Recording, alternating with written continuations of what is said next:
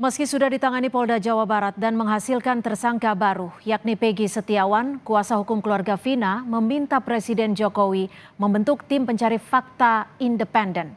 Muncul pula rencana keluarga terpidana kasus pembunuhan Vina dan Eki untuk mengajukan peninjauan kembali atau PK. Sudah ada kuasa hukum keluarga Vina, Dewi Intan, dan juga penasihat Kapolri, Pak Arianto Sutadi. Terima kasih sudah bergabung bersama kami di Kompas Petang. Ya, saya ke Mbak Dewi terlebih dahulu.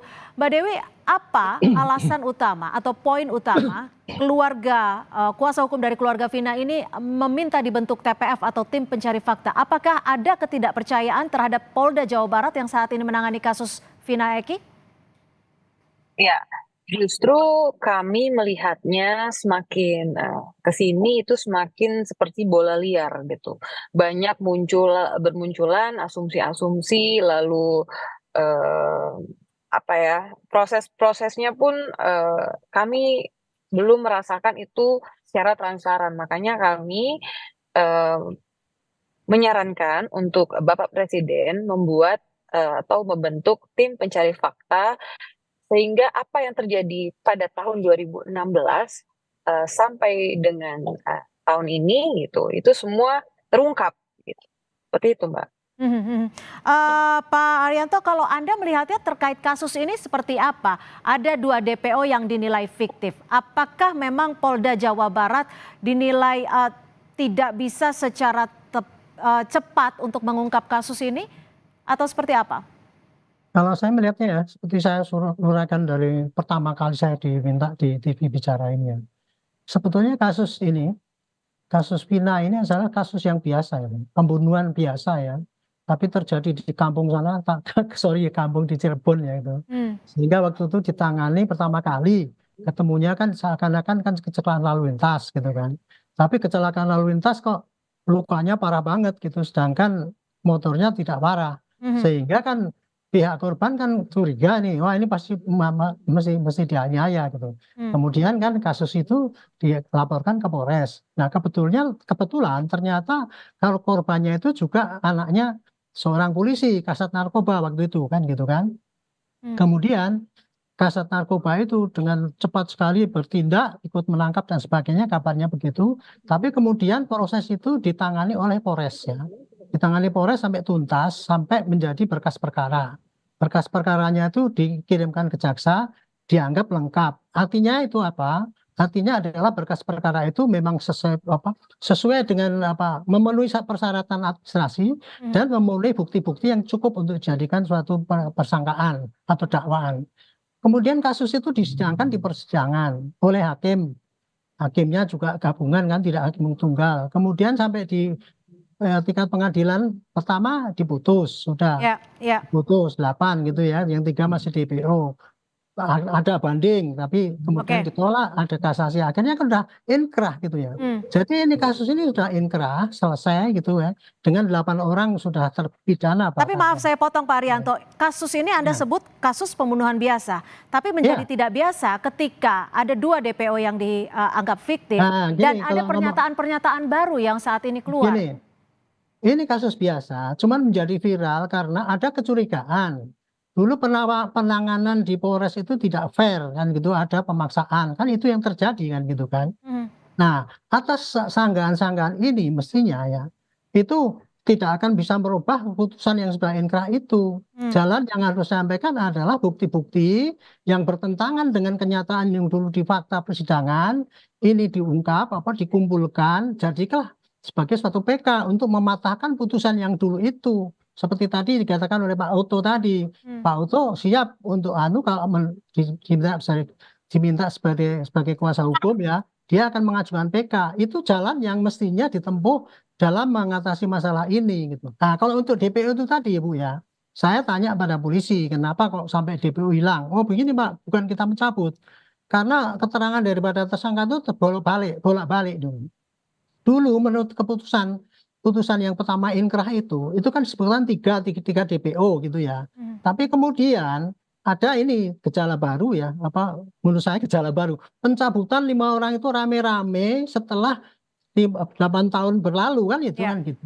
Nah, akhirnya kemudian ketika ditelisik kembali yang 3 orang itu, polisi mendapatkan keterangan baru ya bahwa 3 DPO itu sebenarnya 2-nya fiktif, yang ada hanya Peggy. Maka kemudian ke polisi ya sudah yang ada itu dulu tangkap dulu, yang 2 nanti menyusul gitu. Kira-kira begitu yang terjadi. Nah, Artinya menyusul sekarang bukan artinya fiktif dong? bukan. Sekarang kan yang dikatakan keterangan daripada saksi itu malah kan fiktif gitu, Mbak. Oke, Nah, kemudian dengan perkembangan baru ini, ada keterangan baru yang masih menggigit si Peggy itu. Berarti kan ada cukup data untuk menangkap dia. Jadikanlah dia sebagai tersangka. Tapi yang 2 ini tidak menutup kemungkinan untuk jadikan DPO lagi, jadi tersangka lagi, gitu oke. loh. Jadi sekarang ini penyidikan ini tahap kedua, yaitu meneruskan penyidikan pada Peggy yang dulu menjadi utang katanya belum selesai itu, Oke, dengan penyidikan baru. baik. Baik, kami tangkap Pak Itu. Arianto. Mbak Dewi, kalau Anda usulan untuk membentuk TPF ini belum juga bisa terrealisasi, apakah juga mendesak agar kasus ini dipegang atau ditangani oleh Barreskrim? Iya, pasti Mbak. Kami mengusulkan hal-hal yang menurut kami memang memberikan titik terang kepada kasus ini, karena kan ini seperti bola liar, muncul asumsi-asumsi karena mungkin ketidakpercayaan masyarakat dan lain sebagainya dalam kasus ini. Nah, makanya kami menghimbau untuk membentuk tim pencari fakta sehingga fakta-fakta yang terjadi pada tahun 2016, karena kan ini BAP 2016 dan BAP 2024 itu sangat bertolak belakang, terutama pada hilangnya 2 DPO. 2 DPO tersebut jelas ada di putusan bahwa mereka yang menganiaya, mereka yang memperkosa, lalu mereka juga yang membawa jenazah tersebut ke flyover. Lalu bagaimana ketika 2 DPO tersebut dinyatakan sekarang tidak ada, berarti apakah fakta-fakta persidangan pada hari itu juga dianggap fiktif? Nah, itu yang harus kita pertanyakan, Mbak, gitu sekarang. Oke, Lalu siapa yang menggantikan peran-peran tersebut gitu? Sementara di putusan itu jelas semua peran 2 DPO tersebut secara lengkap diuraikan. Seperti itu, Mbak. oke. Tapi kalau dari tim kuasa hukum keluarga almarhum Vina sempat atau ada menemukan bukti-bukti baru tidak? Atau Belum ada, saksi-saksi belum lainnya? ada. Kalau saksi-saksi kan sekarang memang bermunculan saksi-saksi baru yang memang kami tidak mengenali pada saat itu. Keluarga juga kami tanyakan juga tidak mengenali. Ya, kalau memang kesaksiannya bisa dipertanggungjawabkan ya kami sangat-sangat senang gitu. Tapi jangan jadi kesaksian itu muncul asumsi-asumsi yang lain yang sehingga pada putusan-putusan yang telah ada menjadi bayang-bayang lagi seperti Oke. itu gitu. Mbak Dewi, tapi kan tadi Bang Hotman sempat menyinggung bahwa sempat diajak untuk menjadi kuasa hukum dari ayah korban Eki. Nah, ini apa betul memang ada upaya untuk mengarahkan ke dalam kondisi tertentu sehingga ditolak oleh Bang Hotman? Ya, memang pada beberapa waktu lalu kami sempat mendapatkan informasi bahwa ada yang ingin bertemu. Lalu ada seseorang memang menemui tim kami untuk mengajak berdiskusi. Lalu beliau menyampaikan bahwa Pak Rudiana ingin juga memakai tim Hotman 911 sebagai kuasa hukumnya seperti itu, dan kami jelas menyampaikan kepada Pak Hotman, lalu Pak Hotman menolak gitu. Seperti itu, Mbak. Itu saja sampai itu. Baik, Pak Arianto, ini kan juga ada permintaan agar penyidik yang lama tidak kembali diikutkan dalam pemeriksaan kali ini. Tanggapan Anda seperti apa? Sudah Itu tepat? sudah dilakukan. Itu sudah dilakukan tanpa diminta oleh Pak Oto.